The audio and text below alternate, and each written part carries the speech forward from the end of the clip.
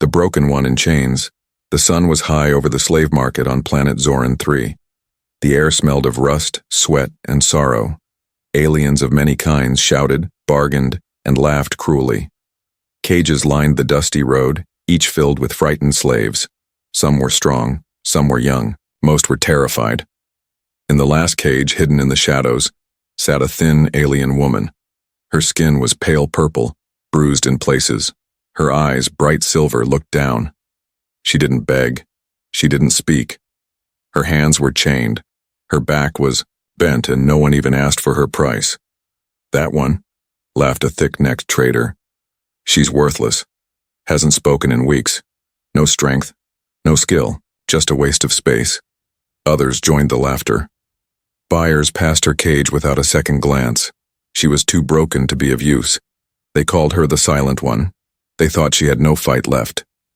They were wrong. From the crowd, a human stepped forward, tall, wrapped in dusty traveler's gear. He had sharp eyes and a calm face. His name was Kale, a wanderer known for trading tech and sometimes helping refugees. He had no reason to stop here. Yet he did. He walked past all the cages without saying a word. He looked straight at the silent girl in the last cage. "What's her story?" Kale asked quietly. The trader snorted. "Who cares? She was found half dead in a collapsed mine. No memory, no name, doesn't eat much. Useless. You want strong hands? Look over there." "How much for her?" Kale interrupted. The trader blinked. "What? You serious?" Kale didn't blink. "I'll take her now." Within minutes, the deal was done. The chains were unlocked. The girl didn't resist. She simply stood and followed the human, silent like a shadow. Kale's ship wasn't large, but it was clean. He gave her a seat, water, and a simple meal. She stared at the food but didn't touch it. "You can eat," he said softly. "You're safe here." Still, she said nothing, but her eyes shifted just slightly toward the small blade on his belt. Kyle noticed. "If you wanted to attack me," he said, not unkindly, "you would have tried already." She looked at him for the first time. Her eyes weren't empty. They were sharp, careful, measuring him. But she still didn't speak. He didn't push her. "We'll reach the outpost in 2 hours," Kyle said. "Rest if you want." The outpost was small, half buried in rock, hidden near the edge of the wildlands. Kale lived alone, surrounded by tech, tools, and old memories. He set up a spare room for her, gave her clothes, gave her space. For days, she stayed quiet. But Kale watched. She walked without sound. She memorized doors, tools, paths. Once he saw her staring at a broken plasma blade for 10 whole minutes, not blinking. He never asked her to work, never ordered her to speak, but he spoke sometimes, telling her small things. "I was once a soldier," he said one evening, "but I left that life. Too much death." She didn't reply. "You remind me of someone," he added, watching her reaction. Nothing. Not even a breath. Until one night. Kale woke to a faint noise. He stepped out of his room and stopped. The girl was in the workshop, holding his training blade, not clumsily, not curiously, but like someone who had held one many times before. Her stance was perfect. Kale said nothing, only watched. After a few seconds, she spoke for the first time. Her voice was dry, quiet. "This is a warrior's blade," she said, turning it slowly in her hand. Kale nodded. "Yes, it is." "Why do you let me hold it?" "Because I think you remember who you were," Kale said. She looked at him. "I don't." "Then maybe it's time to find out." She stared at the blade, then lowered it. "My name, I think it was Riva." Kale smiled slightly. "Riva, that's a strong name." Riva placed the blade back on the table. Her hands were steady. Her eyes were brighter now, like embers under ashes. Kale knew in that moment. She wasn't broken. She was buried, and something deep inside her had just started to wake up. The fire beneath her silence. The next morning, Kyle noticed a change. Riva, who once moved like a ghost, now walked with silent purpose. Her eyes scanned every corner of the outpost, not in fear, but in calculation. It was the gaze of someone preparing for something. She didn't speak again after that night with the training blade. But Kyle didn't need words to see what was happening. She woke early. She watched his every move. When he cleaned his weapons, she watched. When he checked the outpost defenses, she memorized the systems. When he trained in the courtyard, she watched his footwork, his breathing, his rhythm. Then, one day, she moved. Kale had just started his morning drills. Suddenly, she stepped beside him. Again, she said quietly. Kale paused. You want to join? She nodded. He handed her a wooden practice stick. She held it, tested its weight, then corrected her grip. Kale was impressed. She remembered the hold of a real fighter. This was no accident. They began. At first, slow movements, controlled steps, matching swings, then faster, harder. Kale lunged forward with a quick strike. She blocked it before it reached her. Her hands were lightning fast. Then, something strange happened. She closed her eyes and still blocked the next 3 strikes. Kale stopped, breathing heavy. You're not learning, he said, amazed. You're remembering. Riva opened her eyes slowly. Pieces, she said. They come back when I fight. He looked at her. What pieces? She stared at the practice stick. The smell, a fire, blood, screams, falling walls. I was guarding something. Someone. Kale asked gently. A leader? A child, Riva whispered. A royal girl, I think. I failed her. Kale didn't speak. He knew guilt when he saw it. Riva added, after the attack I was taken, I remember chains and the pain. They forced silence. No words. No fight. Just obey. But you didn't break, Kyle said. Not fully. The days passed, and the training grew harder. Kyle pushed her. Riva didn't stop. She fought with a hunger that was frightening. Her movements were graceful but full of violence. She fought like someone chasing something lost. One evening, after a long session, Kale tossed her a real blade. Metal now, he said. No more wood. Riva caught it easily, twirled it once, then looked him in the eye. You're afraid, she said. Kale tilted his head. Of you? She nodded. You think I might hurt you? No, Kyle said calmly. I think you might hurt yourself. She lowered the blade. You carry too much in silence, he said. One night Kyle was away from the outpost, trading supplies in a nearby settlement. Riva stayed behind. That night, trouble came. A group of bounty hunters landed. Nearby, rough men with plasma rifles, armored suits, and scanners. They weren't from the slave markets, but worse. Mercenaries hired to find special property, and Riva was special. They had a signal. A tracker hidden under her skin, something even she hadn't known about. Riva heard the ship land, saw the lights. She could have run, but she didn't. Instead, she walked to the weapons rack and chose the same blade she had held with such care on her first night.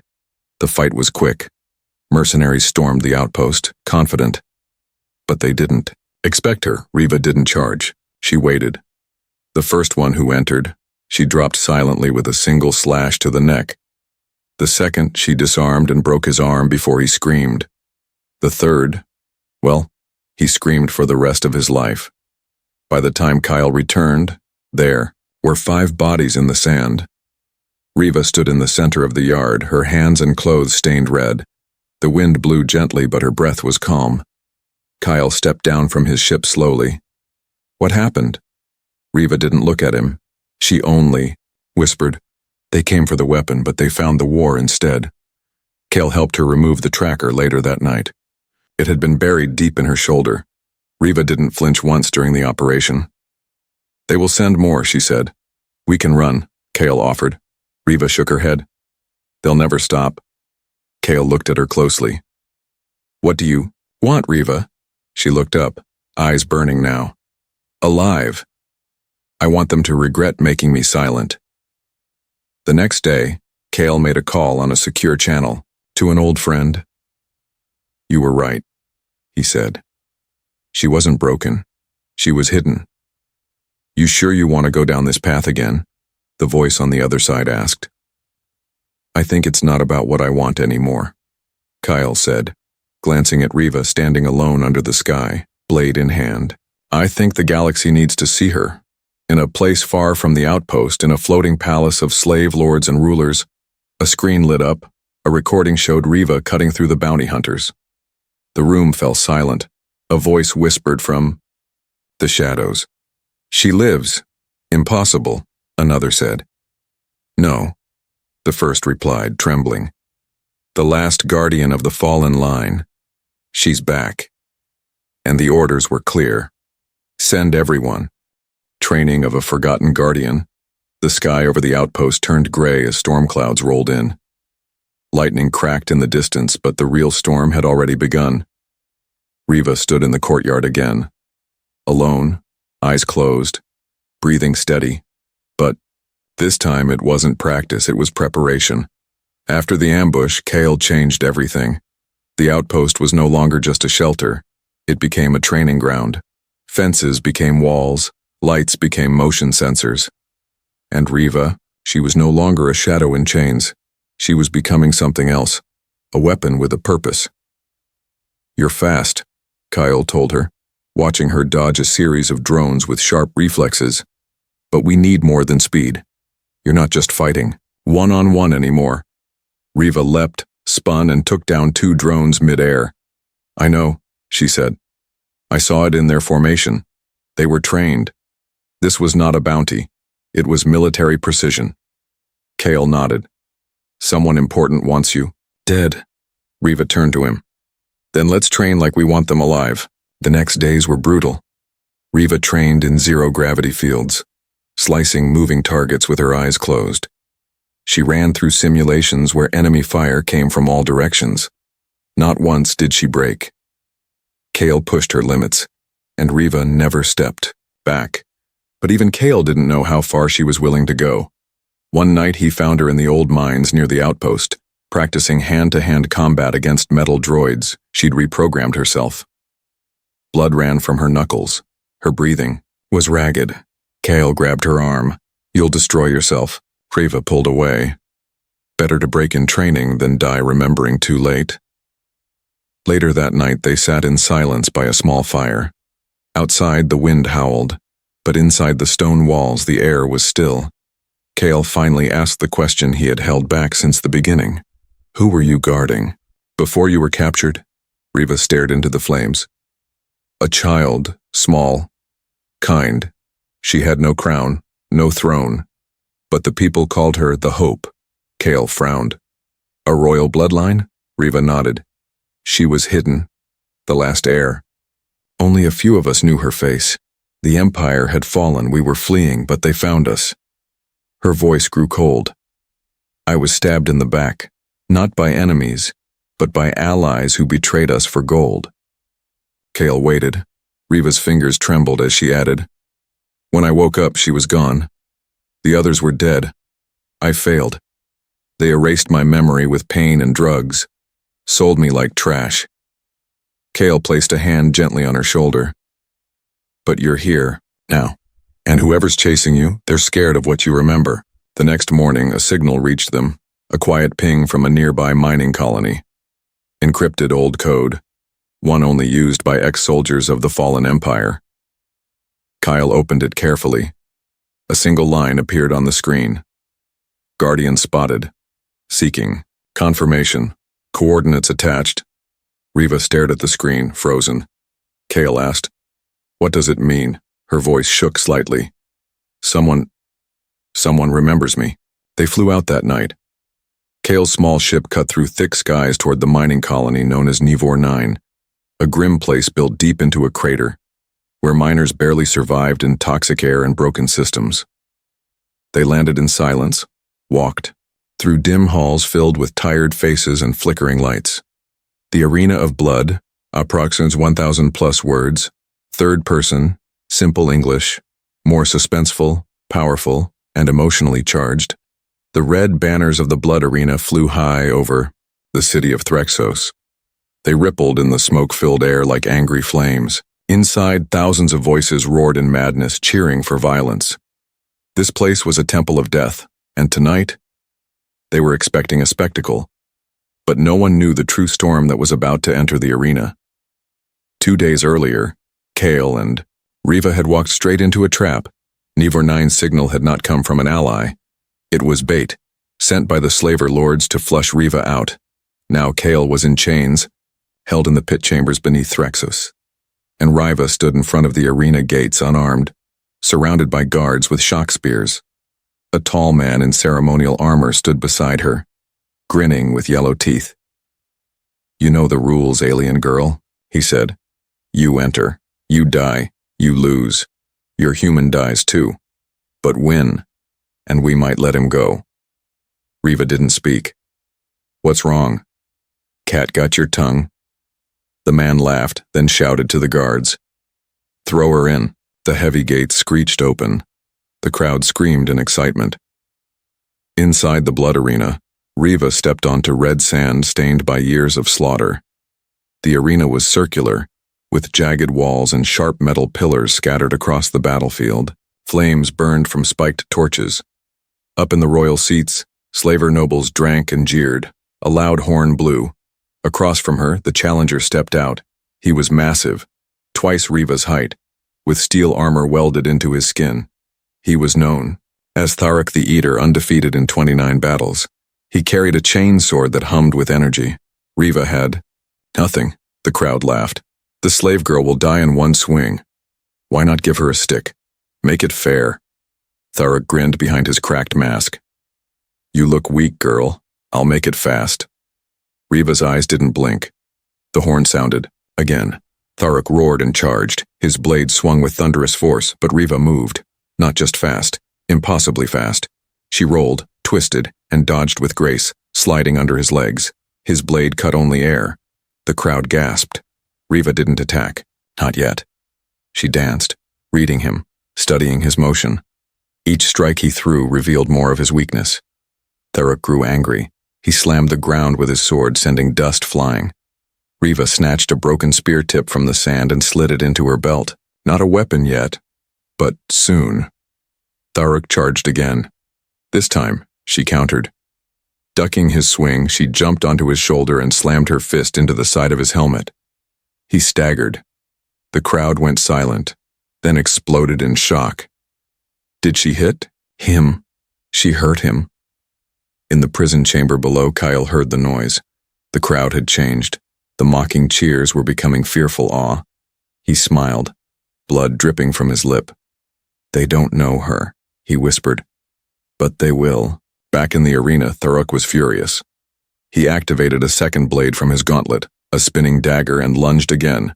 Riva spun, ducked, then used the broken spear tip in her belt to hook one of his armor locks.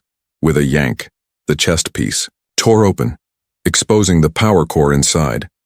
She jumped back, then ran up a fallen pillar, leaping off its edge, twisting midair, and slammed the spear tip straight into the core. A flash of sparks exploded. Tharok screamed. His body convulsed, armor locking up. He fell to his knees. Riva stood behind him now, silent. The crowd was frozen. For 10 seconds, no one moved. Then, Tharok fell face first into the sand. Dead. Silence. Then, an eruption of sound so loud it shook the walls. Some cheered, some screamed. But in the high royal seat, the slaver lords were not happy. The announcer's voice shook as he shouted into the winner is the slave. Riva looked up, her eyes locked with the man who had mocked her earlier. "Free him," she said, pointing to Kale's holding chamber. "You won," the man said. "But you're still property. You belong to us." Riva raised her blood-stained hands. "I belong to no one." Then she did something that silenced everyone. She reached into her belt, pulled a small chip, and threw it into the air. A bright blue light activated. A hologram appeared, showing the footage of her defeating the mercenaries, fighting like a ghost through the night. showing faces of the bounty hunters hired by high-level slaver lords, exposing their illegal activity to every viewer in the galaxy. Kale had secretly uploaded it before capture. The hologram was already broadcasting live. "Galaxy sees you now," Riva said calmly. "Let's see how long you stay in power." Panic broke out in the upper stands. Slaver nobles tried to run. Guards clashed, and Riva walked calmly toward the exit gate. Guards tried to stop her. They failed. Kale met her at the lower tunnel. Bloodied, limping, but alive. "Told you?" He smiled. "You're not just a fighter, you're a storm." Riva helped him up. "They started a war," she said, "but they gave me the stage." Outside Threxos, ships began to rise. Citizens, inspired by what they saw, began to rebel. Old soldiers who once served the fallen empire stirred from hiding. The symbol of the Guardian returned, burning on screens, walls, and flags. And at the center of it all stood Riva, the one they called worthless, the one they chained, now the one they feared. The price on her head, the footage of Riva defeating the arena champion, spread across the galaxy like wildfire. In less than 12 hours, her face appeared on every pirate channel, resistance network, and underground news stream. Some called her the Silent Blade. Others named her the Last Guardian. But the ones in power, they called her a problem, a very expensive problem. On the edge of a dying star system inside the Golden Tower of the Grand Syndicate, a secret council gathered in panic. 13 chairs surrounded a floating holomap, pulsing red with alerts. Tall alien with snake-like eyes slammed his clawed hand down. "She should have died years ago." Another, covered in gold and bone armor, hissed, "We didn't just let her live, we let her remember." "We trained slaves to obey," growled a third. "But this one, she turned into a symbol. That's more dangerous than any army." Council fell silent. Then the eldest spoke. "Triple the bounty," he said coldly, "and offer it to everyone." "Mercenaries?" one asked. "Assassins, pirates, even ex-generals. If someone breathes and holds a weapon, offer them a fortune." The price? 100 million units, dead or alive. Riva had become the galaxy's most wanted woman. Back on the desert moon of Chiron 7, Riva and Kale rested in an abandoned temple, once used by ancient Star Watchers. It was quiet, peaceful, the calm before the storm. Kale sat beside a broken pillar repairing his ship's communicator. "News came through," he said softly. "You're famous." Riva didn't look up. She sat in meditation, a blade resting across her knees. "I don't want fame," she whispered. "You got something bigger, fear."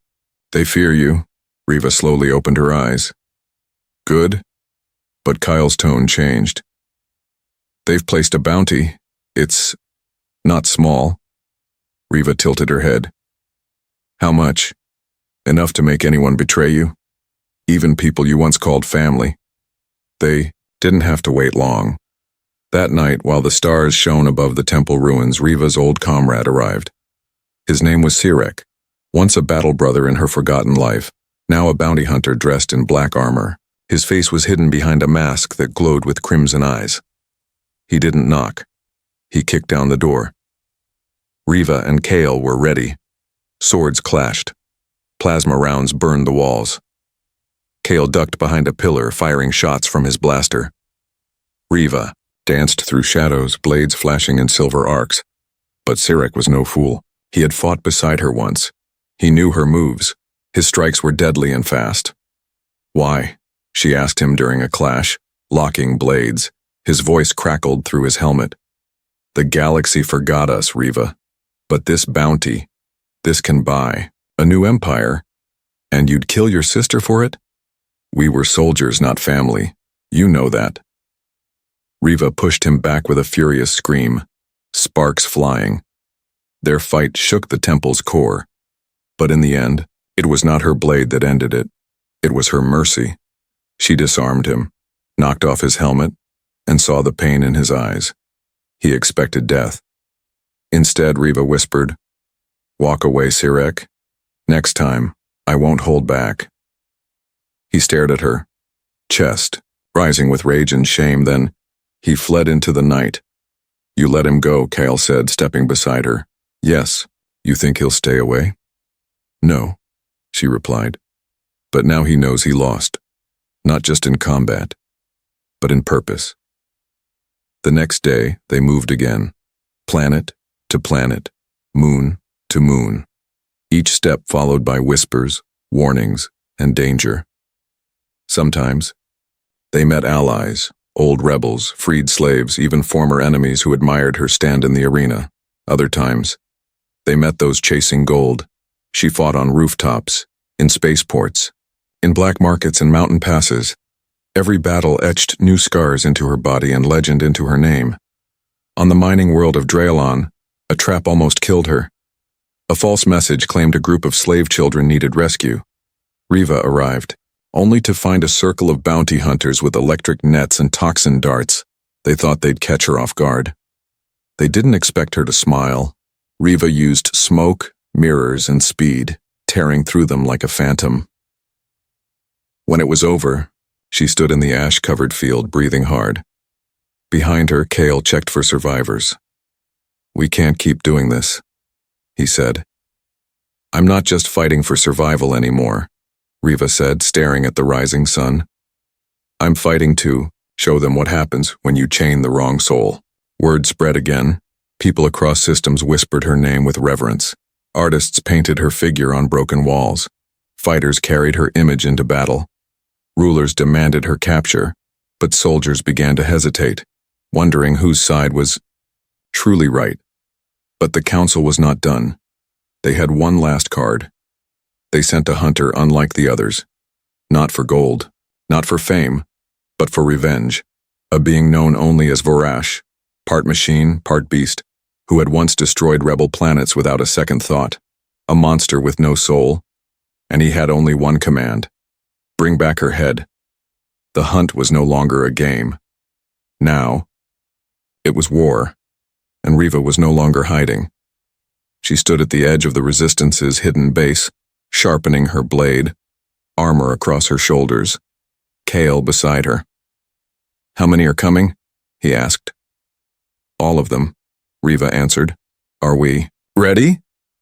Riva looked up at the sky, dark with approaching ships. Her voice was calm. I've waited my whole life for them to come. And the war they didn't expect. Approx 1,000 plus words.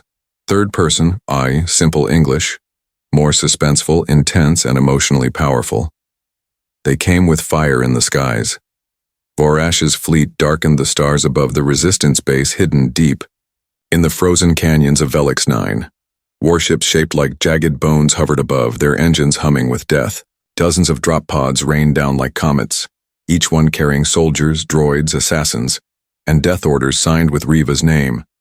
But below, in the cold silence of the canyon floor, Riva stood waiting.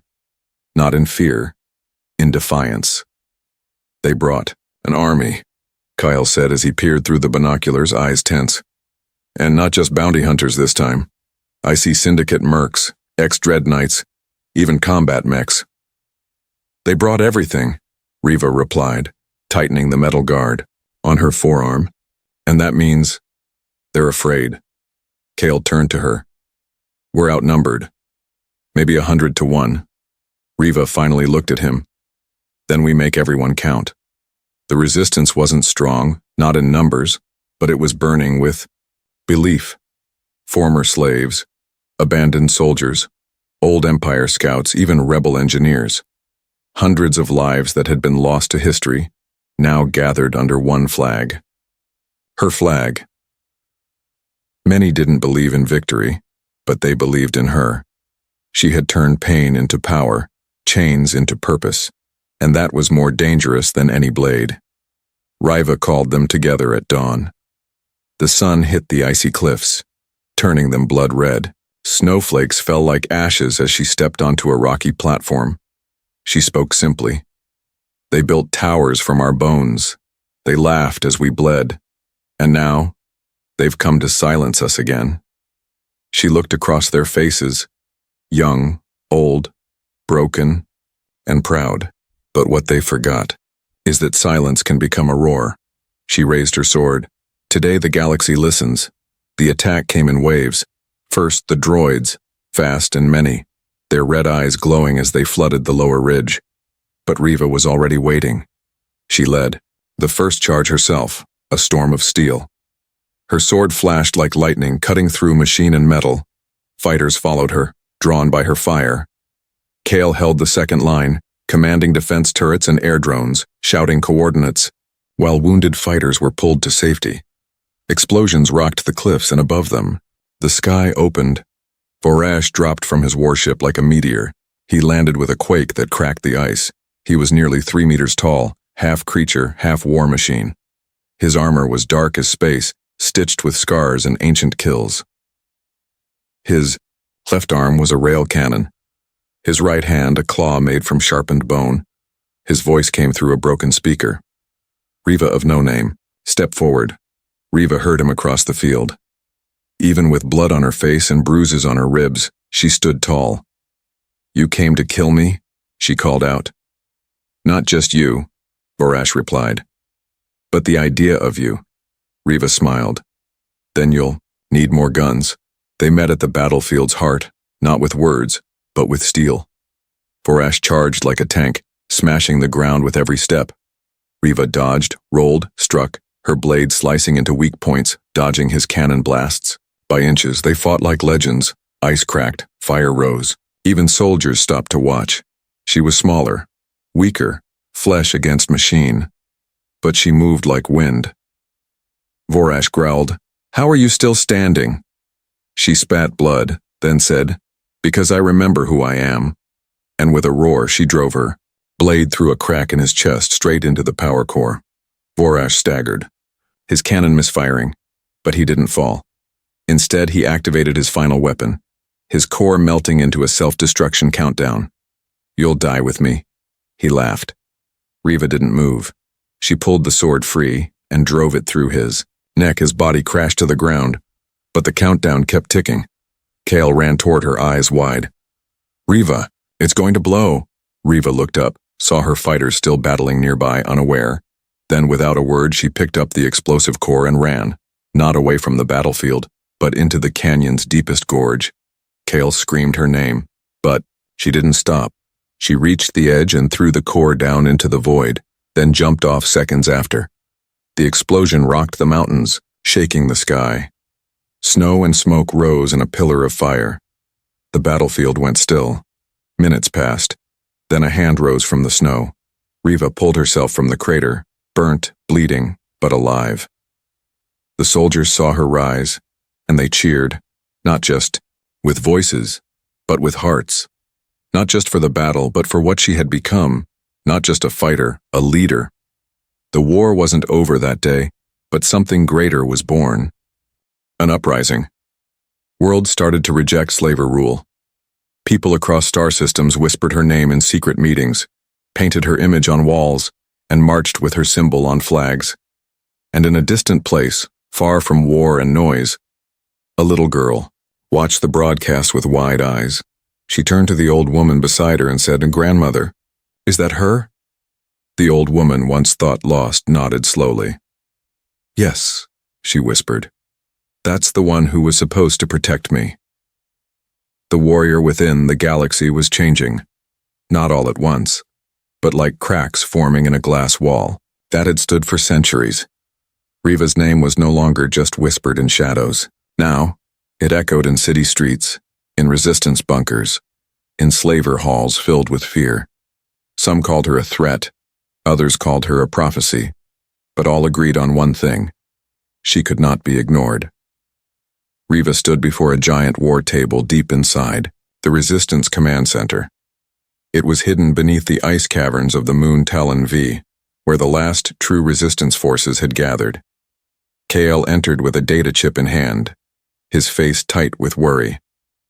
"They found her," he said softly. Riva turned slowly. "The child?" Kyle nodded. "She's not a child anymore. She's alive, hidden for years by loyal survivors. Now, she wants to meet you." Riva didn't speak for a moment, then whispered, "She remembers." A small ship crossed into a silent region of space known as the Drift. It was dark, calm, untouched by war. They landed on a green moon, lush, quiet, far from the cruelty of the galactic core, and there, in a stone temple built into a cliff, Riva finally saw her. The last royal heir, grown now, proud, graceful, but her eyes, those same soft eyes Riva once promised to protect. For a second, neither spoke. Then the young woman stepped forward, tears in her voice. "I thought you were dead." Riva knelt down slowly and said, "I thought I had failed you." The young woman placed her hand over Riva's heart. "You didn't fail. You gave me time to live." And just like that, Riva felt her soul finally breathe, but peace was short. Kale's voice came through the comm link. "They know she's alive now. The last heir. The council is sending their great fleet. Everything they have. They want to end it all. In one strike." Riva stood, eyes sharpening. "Then we end them instead." Riva gathered the resistance for one final battle. They had no planet-sized cannons, no armies of war machines. But they had truth, loyalty, and thousands who had nothing left to lose. In secret shipyards, old fighters were repaired. Freedom flags were painted onto rusted metal. Rebel messages were sent across systems, calling others to rise. Miners, outcasts, forgotten soldiers. A single message spread across the galaxy like fire. She lives, the heir lives, and Riva leads. Fight now or be silent forever. The final battle took place in orbit over Lysara Prime, the seat of the Grand Council. Their fleet was massive, hundreds of destroyers, heavy cruisers, and elite assassins waiting on dropships. But when the Resistance fleet dropped from hyperspace, the Council froze. Thousands had come. Pirates who turned, traitors who rebelled, former slaves who picked up weapons, and at the center of it all, Riva's ship, black as night, its front marked with the symbol of the fallen empire's guardians. Kyle stood at the command deck beside her. "You know, there's still time to turn around," he joked, voice tense. Riva smiled faintly. "You say that every time, and yet here we are." "This isn't just a battle, Riva," he said. "This is everything."